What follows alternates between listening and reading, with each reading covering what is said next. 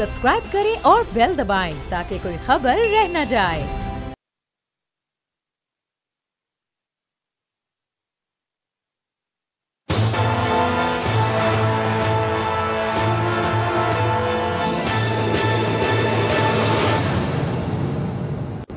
अस्सलाम वालेकुम। प्रोग्राम तज्ज़िया, मैं हूं अलीना लियास और मेरे साथ मौजूद हैं समी इब्राहिम साहब। और आज के इस प्रोग्राम में हमारे साथ मौजूद हैं साबिक सफ़ीर अब्दुल बासित साहब और इसके साथ साथ हमारे सीनियर रिपोर्टर अनवर अब्बास साहब भी हमारे साथ मौजूद हैं। यकीनी सी बात है साबिक सफ़ीर अब्दुल बासित साहब हमारे साथ मौजूद हैं, इसका मतलब ये है कि हम इंटरनेशनल रिलेशंस के हवाले से बात करेंगे। जी समी साहब, over to you. Thank you very much Alina. बिल्कुल आपने सही कहा, बासित साहब की मौजूदगी से हम फ़ायदा उठाएंगे। बहुत उनका शुक्रिया कि उन्होंने अपने कीमती वक्त से थोड़ा सा आज वक्त निकाला, क्योंकि जो इश्यूज़ हैं जिन पर हम बात करना चाहते हैं, मैं सिर्फ थोड़ा सा वो नाज़रीन के साथ शेयर कर देता हूँ। एक तो जो बड़ा सोशल मीडिया पर भी शोर है, नेशनल मीडिया ने तो इस बात को इतना ज़्यादा नहीं उठाया कि जो कॉन्फ्रेंस हो रही है क्लाइमेट पे, जो वर्चुअल कॉन्फ्रेंस थी, उसमें प्राइम मिनिस्टर इमरान खान को नई दावत दी गई। 40 ममालिक को दावत दी है अमेरिकी सदर जो बाइडन ने, और उसमें पाकिस्तान शामिल नहीं है। लेकिन जो कैटेगरीज़ थी जिन ममालिक को बुलाया जाना था, उनमें पाकिस्तान सर फहरिस्त था। इन्वायरमेंट के हवाले से ये कॉन्फ्रेंस थी, और बड़ी एक जो बात थी कि पाकिस्तान इससे पहले बाकायदा तौर पर ये एक ख़त के ज़रिए इत्तला दे चुका था, रिक्वेस्ट भी कर चुका था अमेरिका को कि वो they are looking forward to participate in this conference, लेकिन वो नहीं बुलाया गया। क्या हुआ, क्यों हुआ? और फिर सी पैक के हवाले से कुछ इंफॉर्मेशन आ रही है। चाइना और ईरान का एक एग्रीमेंट तो हुआ है, लेकिन वहाँ पर कुछ रिमार्क्स इस तरह के आए हैं, मुख्तलिफ़ चैनल्स में प्ले अप हुआ है, जिसमें यह कहा गया कि ईरान उन ममालिक में शामिल नहीं है जो एक ही टेलीफोन कॉल पर अपनी खारजा पॉलिसी बदल देते हैं। तो ये क्यों कहा गया? चाहे किसी ईरानियन डिप्लोमेट ने कहा, कहलवाया गया।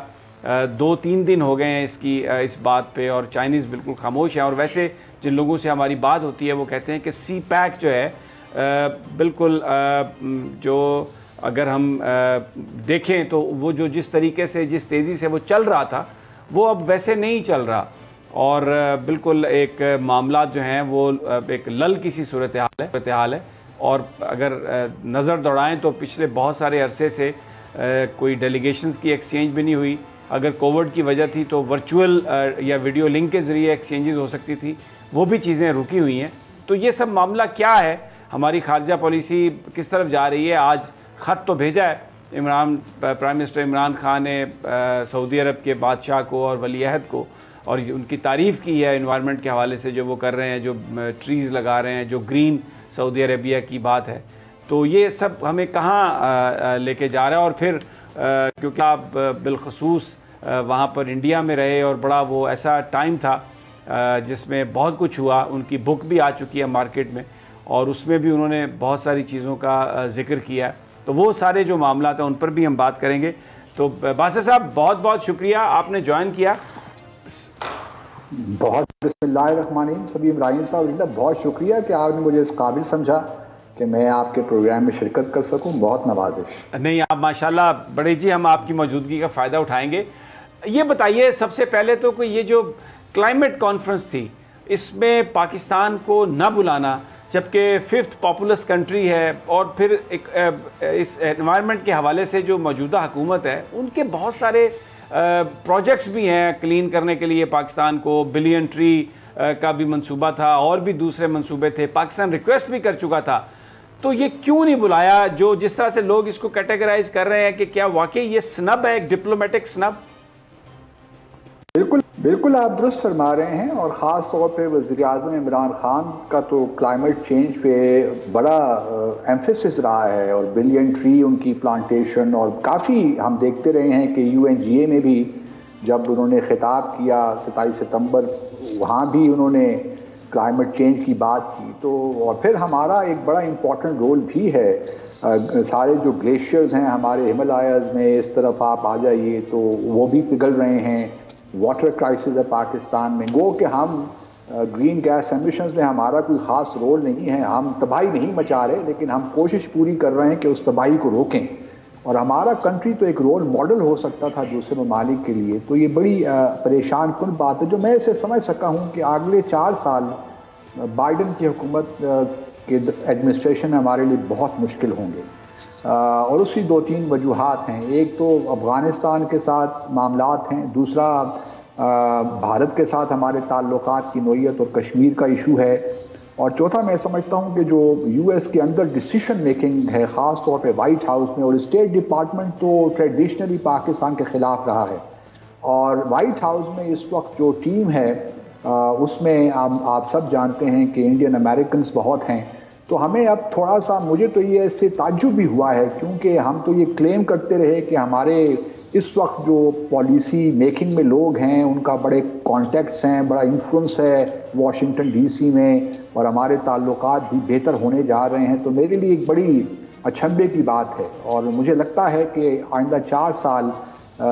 کافی مشکل گزریں گے یو ایس کے ساتھ۔ اچھا باسط صاحب، اگر ہم تھوڑا سا اس کو انالائز کریں تو اس وقت یہ جو انوائرمنٹ جو کونسل، یہ جو میٹنگ ہے کلائمیٹ کی، یہ جو کانفرنس تھی، اس کو وائٹ ہاؤس ہی اس کو آرگنائز کر رہا ہے، اور جان کیری جو اس سے پہلے سینیٹر تھے، پھر امریکی صدارتی امیدوار بھی رہے، وہ اب انوائرمنٹ سیکٹری بڑے پاورفل اور بہت کلوز ہیں وہ جو بائیڈن کے۔ تو تھوڑا سا اگر ہم پیچھے چلیں تو 2009 میں جو کیری لوگر بل آیا تھا اس کے وہ آتھر تھے، بائیڈن بھی اس میں شامل تھے، اور بہت زیادہ پاکستان کے ساتھ ان کے قریبی تعلقات سمجھے جاتے تھے۔ بائیڈن کو اور کیری کو، کیری لوگر، ان کو سینیٹر کیری کو پاکستان کا دوست سمجھا جاتا تھا، لیکن اب وہ جو جنہوں نے کیری لوگر بل دیا اور پاکستان کے لیے اتنی ایک بڑا پیکج تھا $7.5 بلین کا، اب وہی صاحب وہاں پر کلائمیٹ کانفرنس میں درخواست کے باوجود پاکستان کو بلا ہی نہیں رہے، تو یہ کیا ہوا؟ اس کے کچھ آپ کو سمجھ آئی کیا ہوا؟ کیا یہ دیکھیے، اس کا تو میں کچھ نہیں کہہ سکتا، صرف اسپیکولیٹ ہی کر سکتا ہوں، لیکن اصل چیز دیکھیے جو ہوتی ہے نا، اس قسم کے جب ایونٹس ہوتے ہیں، اور اگر کسی ملک کو، اور خاص طور پہ ایسے ملک کو جو بہت اہم بھی ہو کسی خاص ایشو پہ، اور اگر اس کو باہر رکھا جائے تو آبویسلی یہ میسیجنگ ہوتی ہے، اور دنیا کو بھی بتانا ہوتا ہے کہ ہم کس طرح ممالک کو اب ٹریٹ کریں گے آگے۔ دیکھیے اس کانفرنس میں سو مچ سو کہ چائنا اور رشیا بھی ہے، چلیں وہ تو P5 کنٹریز میں آتے ہیں، ان کا معاملہ ذرا ڈیفرنٹ ہے،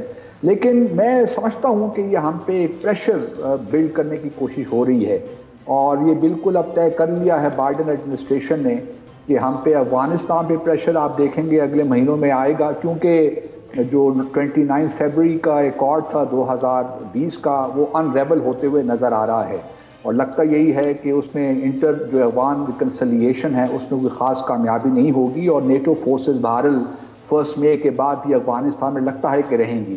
اس کے بعد اگر آپ دیکھیے تو بھارت پہ بھی ہم پہ پریشر ڈال رہے ہیں کہ اب آپ کشمیر کو تھوڑا سا ذرا بیک برنر پہ رکھیے، اور آپ انڈیا سے معاملات ٹھیک کیجیے۔ ساری کوشش یہ ہے کہ ہمیں چائنا سے بھی تھوڑا دور کیا جائے، کیونکہ آپ دیکھتے ہیں کہ یو ایس نے بھی ایک BRI کے کاؤنٹر کرنے کے لیے بائیڈن صاحب نے پرائم منسٹر بورس جانسن کو بھی کل پرسوں فون کر کہا ہے کہ ہمیں ایک کاؤنٹر پروجیکٹ لانا چاہیے BRI کی طرز کے طور پہ، تاکہ ہم بھی دنیا کی انفراسٹرکچر ڈیولپمنٹ کے حوالے سے مدد کریں، لیکن وہ ممکن نہیں ہے ان کے لیے، کیونکہ ان کے پاس اتنا پیسہ ہی نہیں ہے کہ وہ دنیا پہ اس طرح خرچ کر سکیں۔ تو ابھی مجھے لگتا ہے کہ یو ایس کے ساتھ ہمارے تعلقات میں کچھ مزید کمپلیکیشنز اگلے 4 سالوں میں ہوں گی۔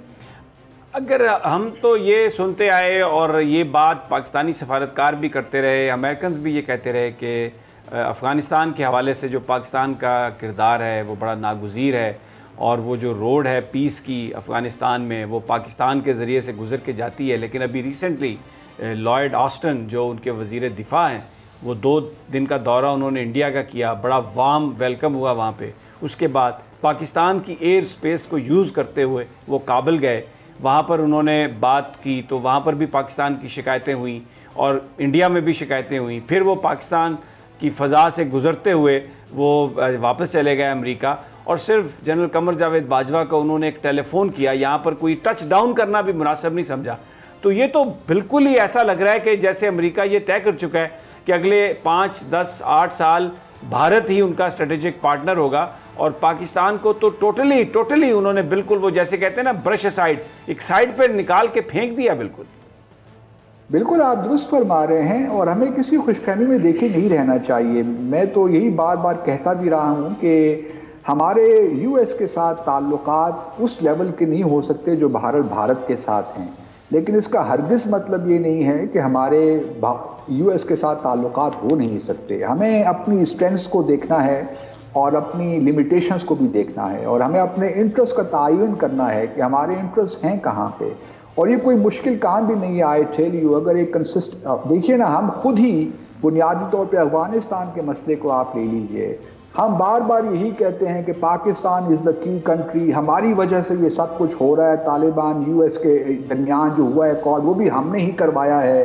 جب آپ اس قسم کا کریڈٹ لیتے ہیں تو پھر آپ کو پریشر بھی لینا پڑتا ہے۔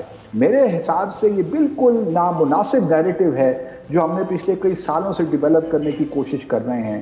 اس قسم کے معاملات میں، کانفلکٹ ریڈن سچویشنز میں کبھی بھی آپ کریڈٹ نہیں لیتے، میں تو جہاں تک میری سمجھ ہے آپ، اور کیونکہ جب آپ کریڈٹ لیتے ہیں تو شیئرڈ رسپانسبلٹی کا جو کانسیپٹ ہے وہ ختم ہو جاتا ہے، پھر دنیا آپ پہ ہی پریشر ڈالتی ہے کہ چلو جی آپ نے تو کریڈٹ لیا تھا، اس کا مطلب ہے کہ آپ کا طالبان پہ بڑا انفلوئنس ہے، آپ ان کو میز پہ لا سکتے ہیں، تو پھر آپ ان کو انٹرا افغانستان ریکنسیلیشن جو ہے اس پہ بھی آپ مجبور کر سکتے ہیں۔ حالانکہ ہمارا کوئی اتنا خاص انفلوئنس طالبان پہ ہوگا، یقیناً ہوگا، لیکن ایسا بھی نہیں ہے کہ ہم ان کو ڈکٹیٹ کر سکیں۔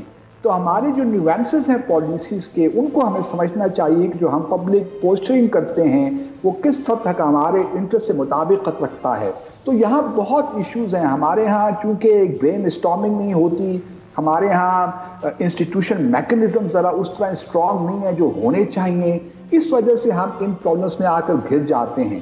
ابھی بھی میں سمجھتا ہوں اگر ہم اپنا کوئی تھوڑا بہت ایکٹ ٹوگیدر کر لیں تو کوئی وجہ نہیں ہے کہ ہم we rise up to the plate اور جو چیلنجز ہیں ان کا صحیح جواب دے سکیں، لیکن کیا ہم تیار ہیں یہ سارا مشکل کام کرنے کے لیے؟ مجھے نہیں لگتا کہ ہم اس وقت واقعی کوئی سیریسلی ہم ان سب چیزوں کو دیکھ رہے ہیں۔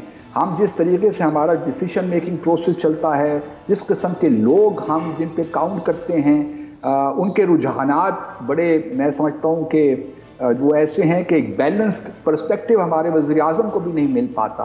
تو اس لیے ضروری ہے کہ جو اپنا کنسلٹیشن کا جو نیٹ ہے اس کو ذرا براڈن کریں، تاکہ آپ کو مختلف زاویوں سے آپ کو چیزوں کو انالائز کرنے کا موقع ملے، تب کہیں جا کے ایک سالڈ پالیسی بنتی ہے اور سالڈ طریقے سے آپ پھر ڈپلومیسی کنڈکٹ کرتے ہیں۔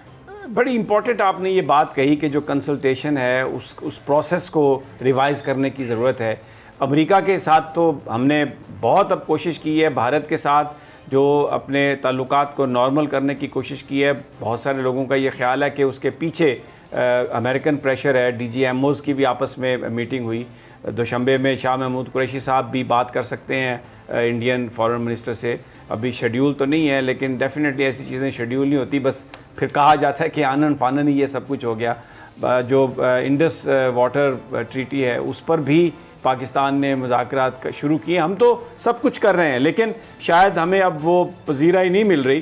اور دوسری جانب جو ہمارا بڑا دوست ہے چائنا، ٹائم ٹیسٹڈ فرینڈ جو ہے، اس کے حوالے سے بھی جیسے آپ خود فرما رہے ہیں کہ پریشر یہ ہے کہ سی پیک کے حوالے سے گاہے بگاہے سٹیٹمنٹس بھی آتی رہتی ہیں امریکن ڈپلومیٹس کی کہ پاکستان کو فائدہ نہیں ہوگا۔ پھر جو بائیڈن نے بھی ایک نئے کوشش کی ہے کہ BRI کی طرز پر ایک نیا انیشیٹو دیں۔ تو عملاً یہ مجھے بتائیے آپ کی کیا فیلنگ ہے کہ جو سی پیک ہے، بہت سارے لوگ یہ کہتے ہیں کہ انسپوکن ٹرمز میں تو ہم نے بالکل اس کو سٹال کر دیا ہے اور جو کام جس تیزی سے ہونا چاہیے تھا وہ نہیں ہو رہا، اور چائنیز جو ہیں وہ اس معاملے میں بہت زیادہ ان کو فرسٹریشن ہے۔ آپ کی کیا اوپینین ہے؟ مجھے بھی یہی وائس مل رہی ہیں اور لوگوں کے خدشات بھی یہی ہیں، لیکن میں ابھی بھی یہ سمجھتا ہوں کہ چائنا اور پاکستان کے تعلقات میں ابھی تک وہ مرحلہ نہیں آیا جہاں کہ ہم پبلکلی اشارتاً بھی ایک دوسرے کے خلاف بات کریں۔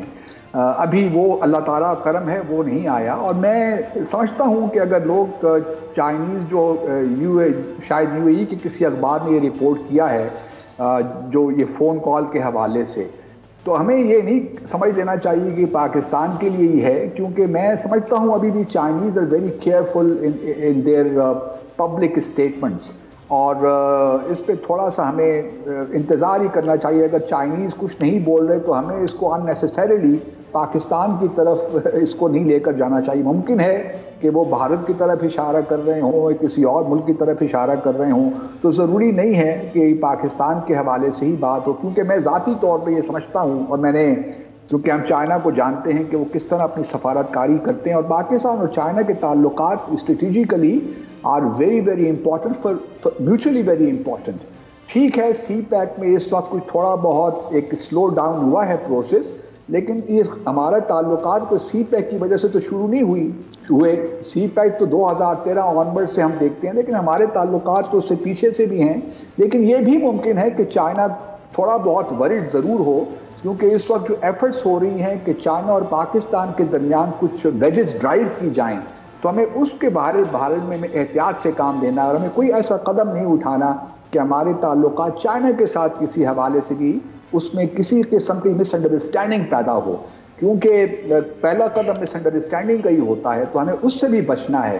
تو میں ابھی بھی پر امید ہوں کہ ہم اگر اپنے کام ٹھیک طریقے سے کر لیں تو چائنا کے ساتھ ہمارے تعلقات, میں نہیں سمجھتا کہ یہ کوئی اتنے نازک یا اتنے کمزور ہیں کہ یہ جو فون کال کی بات ہو رہی ہے شاید ہمارے لیے, میں اس کو ابھی اس طرح انٹرپریٹ بھی نہیں کرنا چاہتا فرینکلی اسپیکنگ. لیکن ٹھیک ہے, آپ تو بہت ایک رسپانسبل اور بڑا کوشش آپ کا رسپانس ہے, لیکن 2-3 دن ہو گئے اور یہ مختلف میڈیا آؤٹلیٹس میں یہ چیز آئی ہے, تو اس پہ چائنیز آر ویری سینسٹیو, اور خاص طور پر جہاں ان کی دوستیاں ہیں اور پاکستان کے ساتھ انہوں نے بہت ہی زیادہ ساتھ دیا ہے.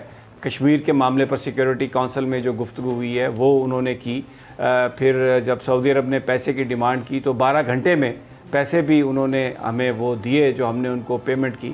ہر جگہ پر چائنا جو ہے وہ پاکستان کے ساتھ کھڑا رہا ہے, اور اگر اس طرح سے میڈیا میں رپورٹ ہوا ہے تو 2-3 دن گزر گئے, اس پر ہم نے کوئی چائنیز ڈینائل بھی نہیں دیکھا. اور آپ بالکل درست فرما رہے ہیں کہ چائنا اس طرح اوپن پبلک سٹیٹمنٹس پر بلیو نہیں کرتا.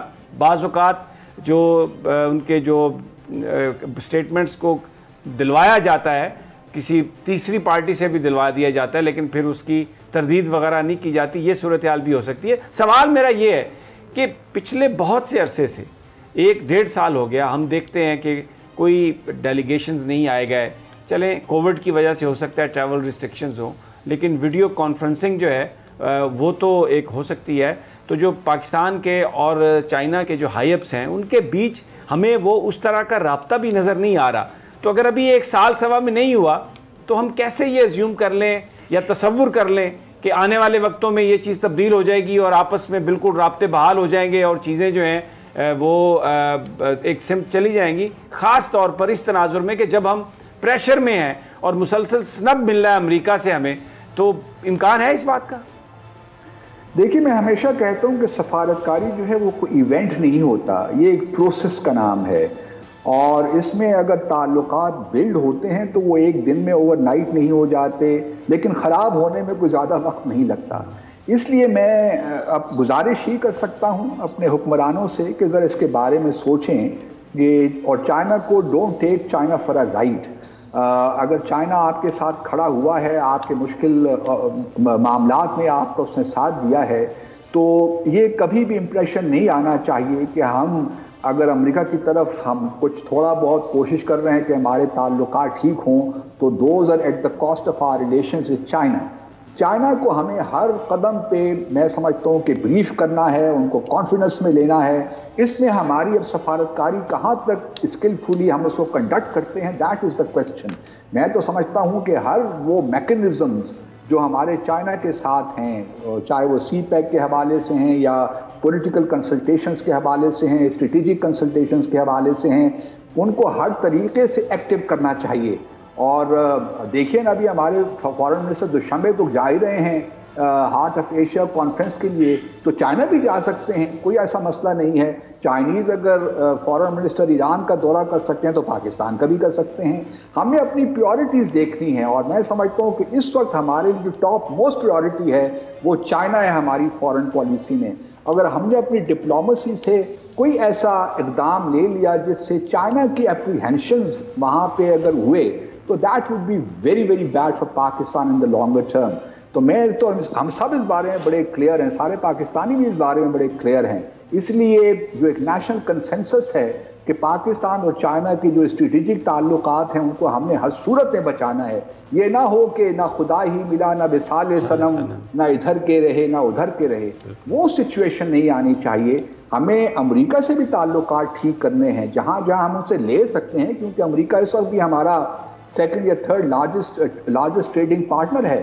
وہاں ہمارے تقریباً 10 لاکھ پاکستانی بھی وہاں پہ ہیں. تو یہ بھی کوئی بات نہیں ہے کہ ہم سارے جو ہے چائنا کے ساتھ ہی ہمارے تعلقات ہوں گے. ہمارے تمام ممالک کے ساتھ تعلقات ہونے چاہیے. لیکن کوشچن یہ ہے کہ کیا ہم انسٹیٹیوشنلی جو ہیں اتنے اسٹرانگ ہیں کہ اپنی ڈپلومیسی کو صحیح معنوں میں کنڈکٹ کر سکیں اور ان تمام چیلنجز کو بر وقت ہینڈل کر سکیں. That is the basic question. میرے خیال میں ہم میں استطاعت ہے. صرف بات یہ ہے کہ ہم کس طرح اپنے آپ کو آرگنائز کر کے ایک فوکس طریقے سے جو ہمارے اسٹریٹجک آبجیکٹیوز ہیں, جو ڈپلومیٹک ٹولز آپ کو اویلیبل ہیں, کس طرح ہم ان کو استعمال کر کے اپنے ان اہداف کو حاصل کرتے ہیں. یہی بنیادی چیلنج ہے. اگر ہمارے پرائم منسٹر اس کو سمجھ جائیں, اور پھر جو میں نے پہلے ذکر کیا, کون لوگ ہیں جو کنسلٹیشن پروسیس میں ہیں, ڈیسیشن میکنگ پروسیس میں, آیا ان کا کوئی تجربہ ہے اسٹیٹ کرافٹ میں, یا وہ صرف اکیڈیمک باتیں کر رہے ہیں. ڈپلومیسی اکیڈیمک نہیں ہوتی, اس میں بہت سی نیوانسز ہوتی ہیں. اسٹیٹ کرافٹ کا اپنا ایک اسٹیٹ کرافٹ ایک بڑا نازک سی چیز ہے. ضروری نہیں ہے کہ اگر میں ایک اکیڈیمک ہوں, کتابیں لکھتا ہوں, یا میری اپنی کوئی خاص میں انجینئر ہوں, یا میں کوئی, تو مجھے اسٹیٹ کرافٹ کا ہی پتہ ہوگا یا ڈپلومیسی کا پتہ ہوگا. تو یہ تمام چیزیں جس کے بارے میں ہمیں سوچنا چاہیے, اور خاص طور پہ پرائم منسٹر کو, کیونکہ عوام کو ان سے بہت سی امیدیں ہیں. انہوں نے ان کو الیکٹ کیا. ہم چاہیں گے کہ جہاں انٹرنلی وہ اپنی چیزوں کو کچھ ٹھیک کرنے کی کوشش کر رہے ہیں, تو فارن پالیسی کے میدان میں بھی ہمیں کامیابی نظر آنی چاہیے. لیکن مجھے افسوس کے ساتھ کہنا پڑتا ہے کہ پچھلے 2.5 سال میں ہمیں کامیابیاں نہیں بلکہ کچھ ناکامیوں کا سامنا کرنا پڑا. اچھا باسی صاحب, ایک سوال میرا بھی ہے. مجھے یہ بتائیے کہ جب بھی FATF کی بات ہوتی ہے اور گرے لسٹ کی بات ہوتی ہے, تو ایسی خبریں سامنے آتی ہیں جس میں کہا جاتا ہے کہ چائنا کے ساتھ جو آپ نے معاہدے کیے ہیں اس حوالے سے ہمیں اپڈیٹ کریں. تو ایسے حالات میں آپ کو لگتا ہے کہ ہم ایک بیلنس جو فارن پالیسی ہے اسے لے کر چل سکتے ہیں؟ دیکھیں, FATF کا جہاں تک معاملہ ہے نا, میں تو پہلے اس بات کو مانتا نہیں ہوں کہ FATF ایک جتنے بھی فیصلے وہاں پہ ہوتے ہیں وہ سارے پولیٹیکلی ڈریون اور پولیٹیکلی موٹیویٹڈ ہوتے ہیں. پہلی تو یہ بات سمجھ لینی چاہیے. جہاں تک بلیک لسٹ کا تعلق ہے, میرا نہیں خیال کہ پاکستان کو وہاں پہ FATF میں 3 ممالک چاہیے ایک کنسنسس بلاک کرنے کے لیے. وہ ہمارے پاس الحمدللہ میرے خیال میں ہیں. اتنی سفارتکاری ہماری کمزور نہیں ہوئی. لیکن جہاں تک ہمیں 12 ممالک کی ضرورت ہے کہ وہ ہمیں گرے لسٹ سے نکالیں, شاید وہ ہمارے لیے ذرا مشکل ہمیں نظر آ رہا ہے. لیکن میں سمجھتا ہوں کہ اب ہم نے چونکہ کمپلائنس کر لی ہے, تقریباً تمام ہی 27 پوائنٹس پہ 2-3 پوائنٹس رہ گئے تھے, اس میں بھی جون تک عمل درآمد ہو جائے گا. تو مجھے کبھی امید ہے کہ انشاءاللہ ہم جون تک نکل آئیں گے. اور میرے اپنے خیال میں جو بیہائنڈ دا سین ڈپلومیسی ہو رہی ہے اس میں FATF بھی کہیں نہ کہیں فگر ہو رہا ہے, اور مجھے یقین ہے کہ جون میں ہم اس سے نکل آئیں گے. بالکل بالکل آپ کی. اچھا, میں ذرا دوبارہ اسی کنسلٹیٹو پروسیس پہ آنا چاہتا ہوں. جو افراد جو یہ کام کرتے ہیں ان کی اہلیت اور ان کے ٹلٹس جو ہیں وہ بہت اہم ہوتے ہیں. ابھی پاکستان میں ہمارے ہاں جو نیشنل سیکورٹی ایڈوائزر ہیں, میں ذاتی حوالے سے بھی انہیں جانتا ہوں, موید یوسف صاحب USIP میں کام کرتے رہے. ان کا سارا جو ماضی ہے, جو کچھ بھی انہوں نے کیا, وہ ہمیشہ پروموشن کرتے رہے امریکن پوائنٹ آف ویو کی, اور پاکستان کی ایجنسیوں پر, پاکستان کی فوج کے حوالے سے, پاکستان کے رویوں کے حوالے سے. ان کے آن ریکارڈ بہت سارے ان کی تحریریں ہیں, ان کے انٹرویوز ہیں. تو ان کو نیشنل سیکورٹی ایڈوائزر بنا کے وہاں بٹھا دینا جہاں پر ایک بہت اہم فیصلے ہو رہے ہیں, تو اس کے بعد امریکہ کو کسی اور سے تو پوچھنے کی ضرورت ہی نہیں ہے. ان کی تو اپنی وائس, ان کا تو اپنا ہی ریپرزنٹیشن پاکستان کی سیکورٹی کونسل میں موجود ہے. کیا کہیں گے آپ؟ میں چاہوں گی کہ باسی صاحب اس سوال کا جواب دیں جو سلیکشن آف ٹیم کے حوالے سے سمیع صاحب نے کیا ہے. تو ایک چھوٹی سی بریک کا, جب بریک سے واپس آتے ہیں اس پہ بات کرتے ہیں. اسٹے ود اس.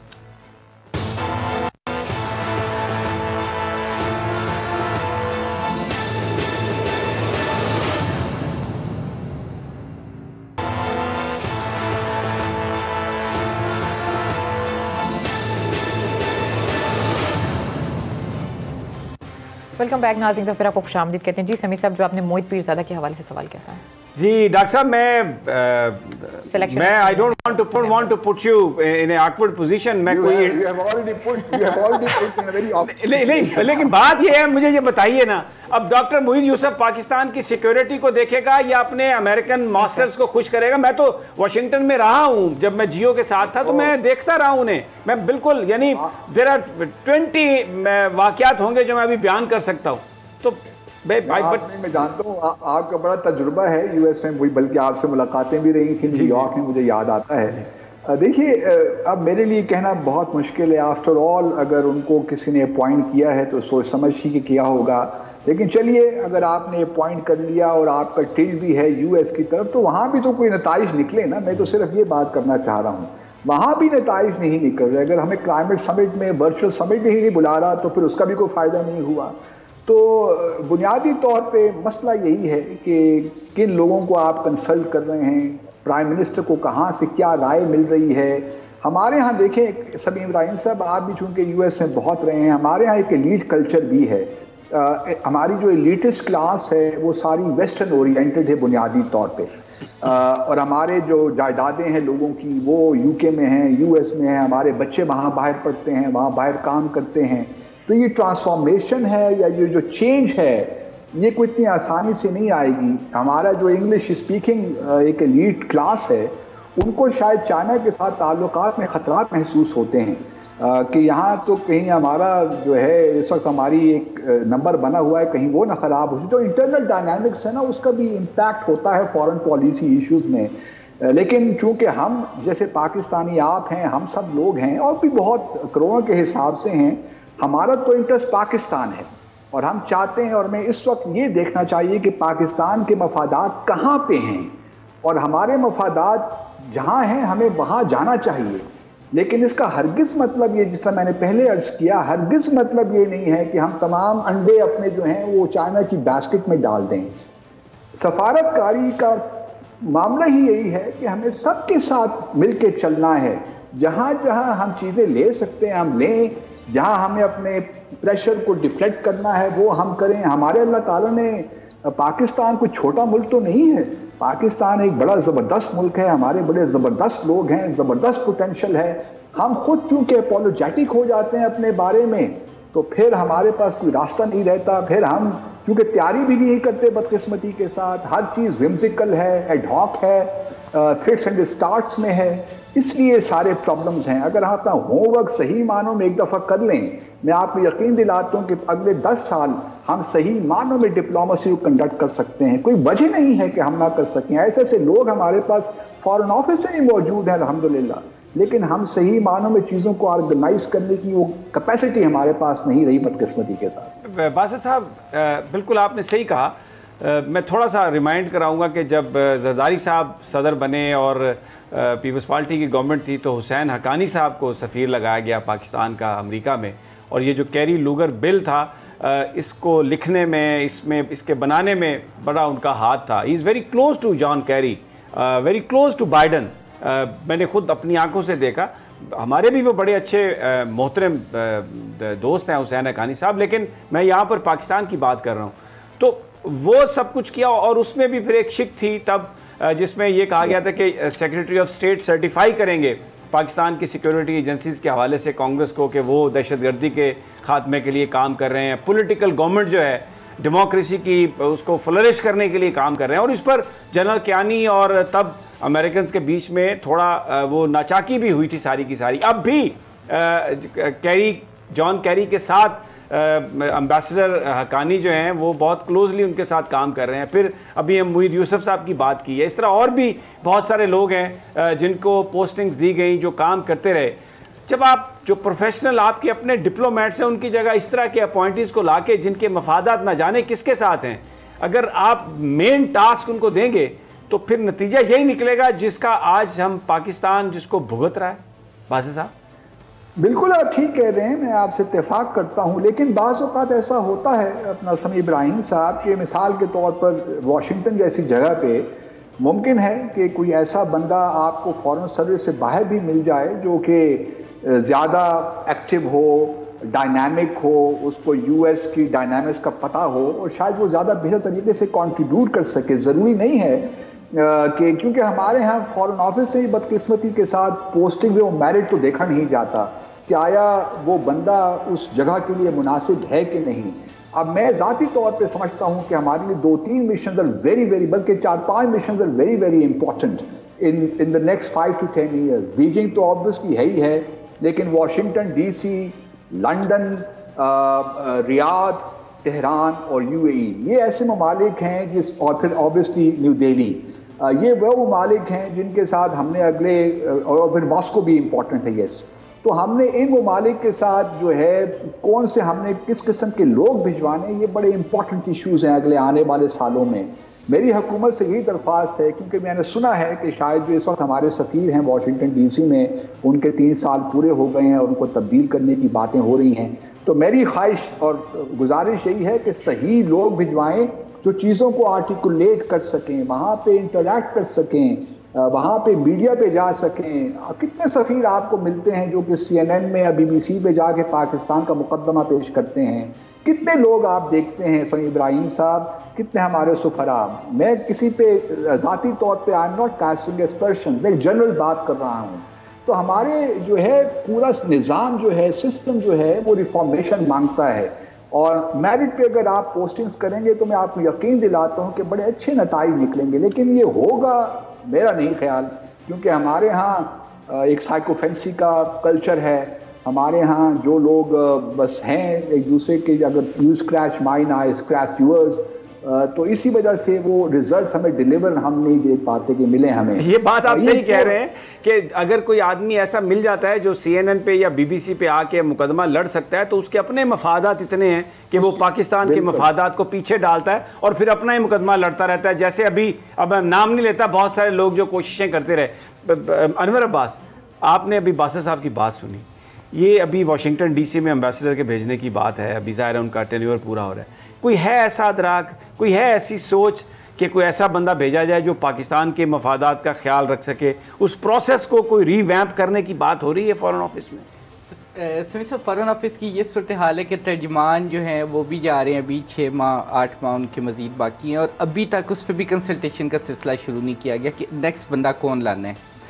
ہمارا فارن آفس انتظار کرتا ہے دی 11th آور, وہ تھرو بک یا جو بائی ہک اینڈ کروک وہ کسی ایک بندے کو فائنل کر کے وہاں پہ بھیج دیتے ہیں.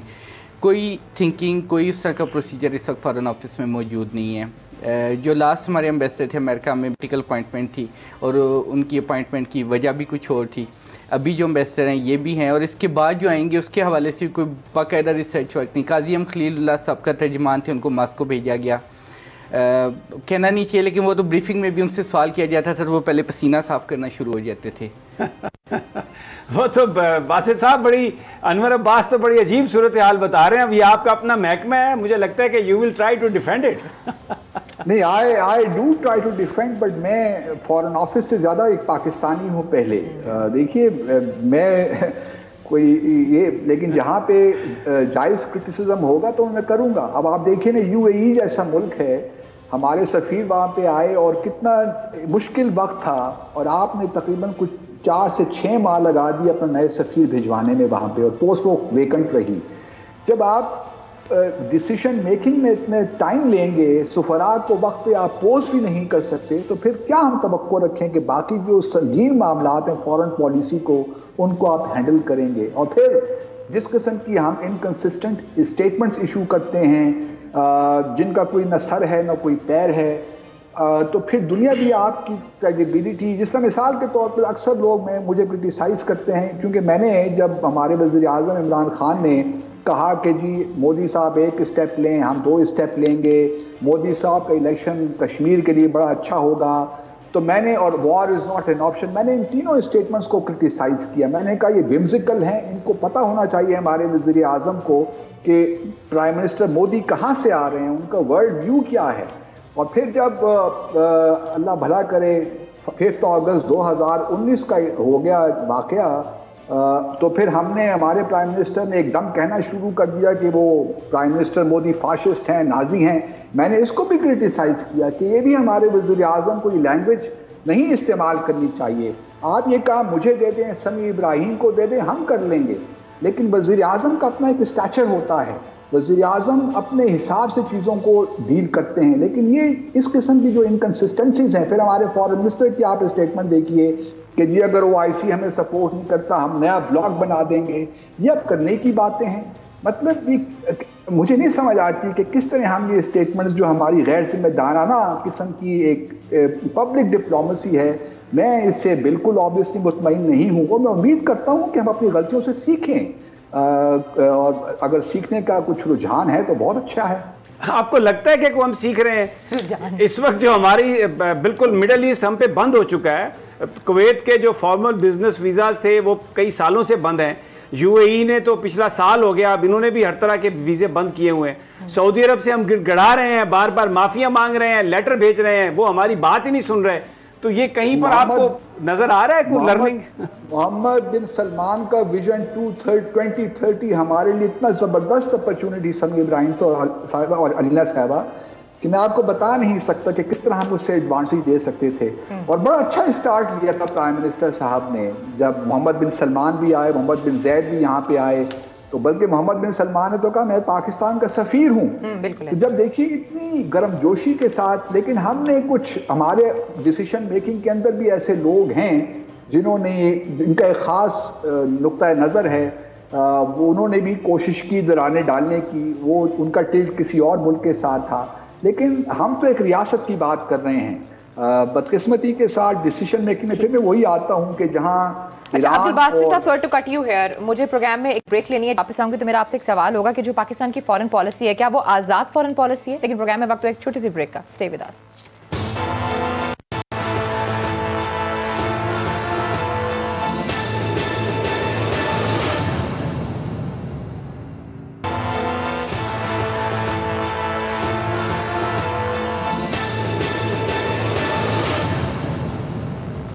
ویلکم بیک ناظرین، پھر آپ کو خوش آمدید کہتے ہیں، اور بریک پہ جانے سے پہلے باسط صاحب اپنی بات کمپلیٹ کر رہے تھے، اور میں نے ایک سوال کیا تھا، ایک پرسیپشن ہے باسط صاحب، وہ یہ ہے کہ پاکستان کی جو فارن پالیسی ہے وہ آزاد نہیں ہے، آپ کی اس پہ کیا ٹیک ہے؟ اور اپنی بات بھی کمپلیٹ کر لیجیے گا۔ دیکھیے، آزادی کسی جس ملک کی فارن پالیسی ہے وہ بالکل آزاد تو ہو نہیں سکتی، کیونکہ بہت سے انڈیپینڈنٹ محرکات، ویریبلز ہوتے ہیں جو فارن پالیسی ڈیسیشنز پہ آپ اس کا امپیکٹ ہوتا ہے یا افیکٹ کرتے ہیں۔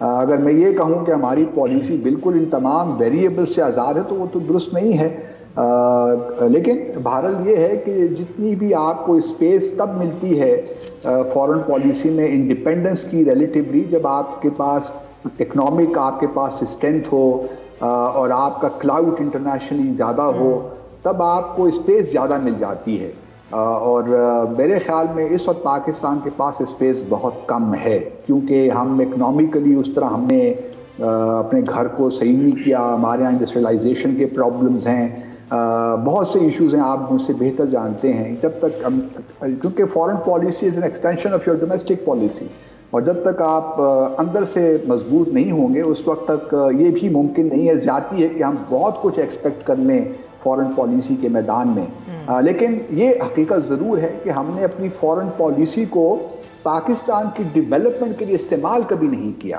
یہ ایک بہت بڑا ایشو ہے۔ اچھا باسط صاحب، سوری آپ کی بات کو میں کاٹ رہا ہوں، جو وزیر اعظم عمران خان اور پرنس محمد بن سلمان کے بیچ جو آج گفتگو ہوئی ہے، اس سے پہلے جیسے ہم نے ذکر کیا لیٹر لکھا تھا انہوں نے کہ گرین سعودی عرب کی بڑی تعریف کی تھی، پھر بعد میں ٹیلی فونک گفتگو بھی ہوئی، آپ سمجھتے ہیں کہ اس سے برف خاصی پگھلی ہے؟ ظاہر ہے تبھی یہ گفتگو ہوئی ہے۔ میں امید کرتا ہوں میں امید کرتا ہوں کہ ایسا ہی ہونا چاہیے، کیونکہ سعودی عرب ہمارے لیے بہت امپورٹنٹ ہے۔ جو لوگ اکثر کہتے ہیں کہ ایران اور سعودی عرب کے درمیان پاکستان کو نیوٹرل ہونا چاہیے، آپ کو ظاہری طور پہ تو نیوٹرل ہی رہنا چاہیے، لیکن یہ کہنے کی ضرورت نہیں ہے بار بار۔ دیکھیے، کچھ چیزیں ہوتی ہیں جن کو نہ کہنا بہتر ہوتا ہے، لیکن یہ ہم سب جانتے ہیں کہ اس وقت جو ہمارے تعلقات سعودی عرب پہ تھوڑی بہت ہماری ڈیپینڈنس ان پہ یقیناً ہے۔ ایران کے ساتھ ہمارے تعلقات ہیں وہ گرم جوشی نہیں ہے جو کہ ہونی چاہیے بحیثیت ایک ہمسائے کے، لیکن ہمارے وہاں پہ دیکھیے 2 سے 3 ملین لوگ سعودی عرب میں کام کر رہے ہیں، UAE میں اسی طرح لوگ کام کر رہے ہیں، ریمیٹنسز وہاں سے آتی ہیں، اور تو آپ کے لیے فی الحال Saudi Arab is far more important than Iran in my view. So you have to, nurture this relationship very, very carefully. اور اگر ہم نے یہ کوشش کی ہے تو بہت اچھا کیا. میں تو بڑے عرصے سے کہہ رہا تھا کہ وزیر اعظم صاحب کو چاہیے کہ ایک وزٹ کرائیں سعودی عرب اور UAE کا, کوئی حرج نہیں ہے, آپ کو یہ کر لینا چاہیے. اگر آپ, کیونکہ بڑا ضروری ہے یہ کہ محمد بن سلمان کے درمیان اور ہمارے پرائم منسٹر کے درمیان ایک رابطہ قائم ہونا چاہیے دوبارہ, اور یہ اس وقت اشد ضرورت ہے میرے حساب سے. اچھا, آپ کی کتاب نے بڑا تہلکہ مچایا ہوا ہے, اور آپ کے جو انٹرویوز ہیں وہ بھی بڑا تہلکہ مچا رہے ہیں جو آپ نے انڈین جرنلسٹوں کو دیے ہیں. یہ بیان فرمائیے کہ یہ جو ٹریک ٹو ڈپلومیسی کی بات ہو رہی ہے, بہت تیزی سے 1-2 مہینے کے اندر اندر ہی وہ مذاکرات بھی شروع ہو گئے, ڈیلیگیشن بھی چلا گیا, DGMOs کی بھی میٹنگ ہو گئی, اب دوشنبہ میں شاید میٹنگ بھی ہو جائے. بہت زیادہ تیزی تو نہیں ہم دکھا رہے, کیونکہ اس سے کشمیر میں کیا میسج جائے گا؟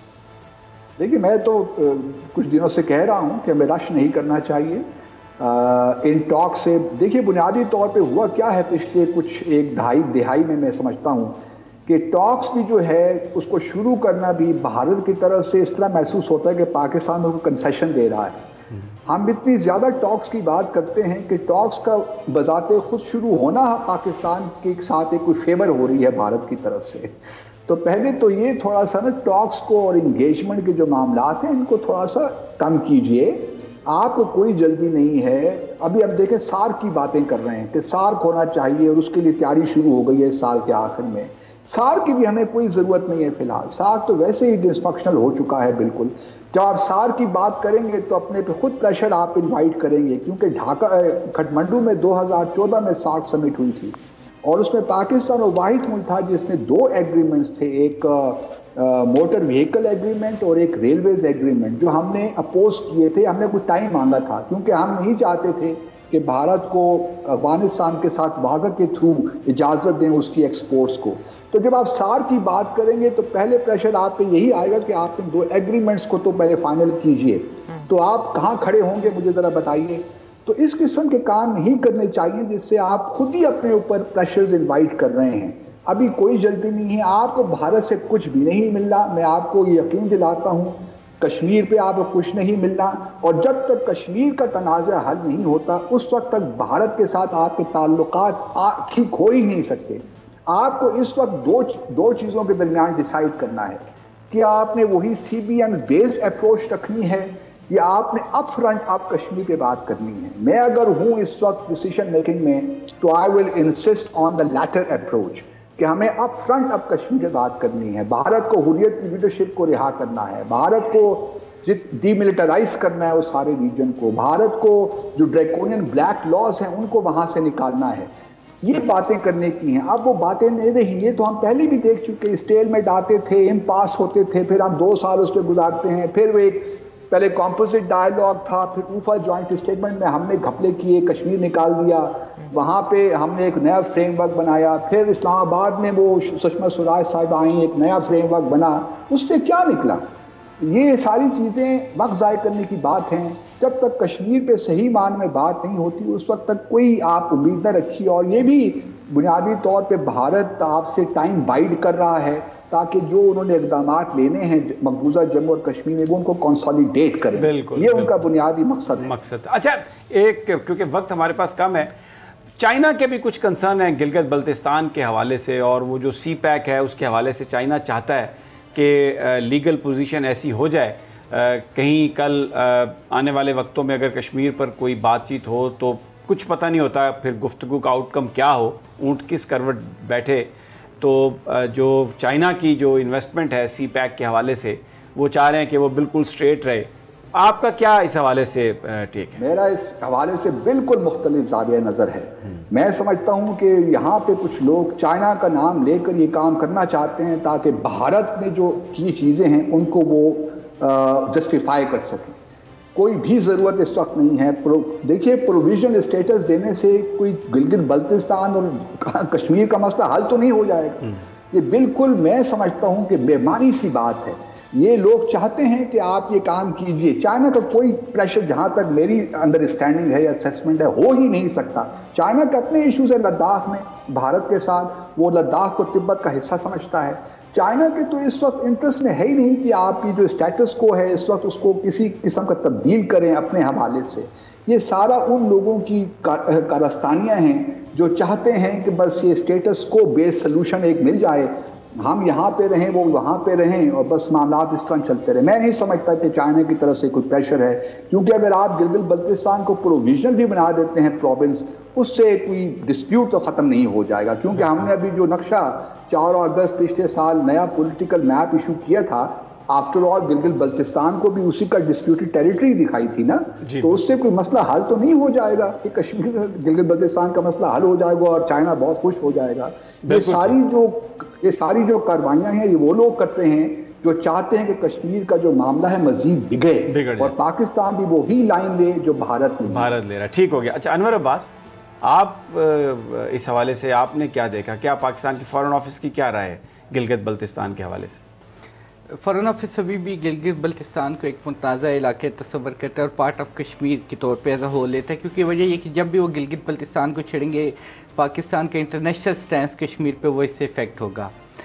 جب بھی متنازع علاقوں میں اگر پلیبیسائڈ کا حق دیا جاتا ہے اور ووٹنگ ہوتی ہے تو اس میں گلگت بلتستان کی ایک اپنی ویلیو ہے, اس کی ایک اپنی پاپولیشن اور ان کا ایک اپنا رول ہے. اس حوالے سے ہمیں جو بھی ڈیسیژن لینا ہے فارن آفس نے, پاکستان نے, وہ گلگت بلتستان کی پاپولیشن اور کشمیر کی جو انٹرنیشنل اسٹیٹس ہے اس کو مائنڈ میں رکھ کے ہمیں وہ ڈیسیژن بنانا ہوگا. آپ کا یہ کہنے کا مطلب ہے کہ جو باسط صاحب بات کر رہے ہیں فارن آفس کی وہی اپروچ ہے کہ اس کو صوبہ نہیں بنانا چاہیے, ابھی تک ان کی وہی اسٹیٹس کو جو ہے وہ مینٹین کیا جائے. ابراہیم صاحب دیکھیں, امپاورمنٹ ایکٹ ہے 2009 کا گلگت بلتستان کے حوالے سے, ان کو چاہیے گڈ گورننس, ڈیولپمنٹ, آپ اس پہ کام کیجئے. کیا ضرورت ہے نیا شوشہ چھوڑنے کی اس وقت؟ بالکل, جس سے ہمارا موقف اگر کمزور ہو تو اس کو تو چھیڑنے کی ضرورت نہیں ہے. اور آپ درست فرما رہے ہیں کہ چائنا تو جو اسٹیٹس کو ہے اس حوالے سے ابھی اس میں تبدیلی نہیں چاہے گا, کیونکہ لداخ میں وہ تو بھارتی فوج کے سامنے کھڑے ہیں اس وقت. ایبسولوٹلی, بالکل آپ ٹھیک فرما رہے ہیں. چلیے بہت بہت شکریہ باسی صاحب آپ کا بھی, سمیع صاحب آپ کا بھی, اور انور عباس صاحب آپ کا بھی. لیکن باسی صاحب جو چیز مجھے سمجھ آئی ہے وہ یہ سمجھ آئی ہے کہ عمران خان صاحب کی گورنمنٹ جو ہے وہ فارن پالیسی میں اس طریقے سے ڈیلیور نہیں کر سکی جس طریقے کے انہوں نے وعدے کیے ہوئے تھے اور جو انہوں نے باتیں کی تھی. خیر جی, آج کے پروگرام سے ہم سب کو اجازت دیجیے, اپنا بہت خیال رکھیے, اللہ نے کے بعد.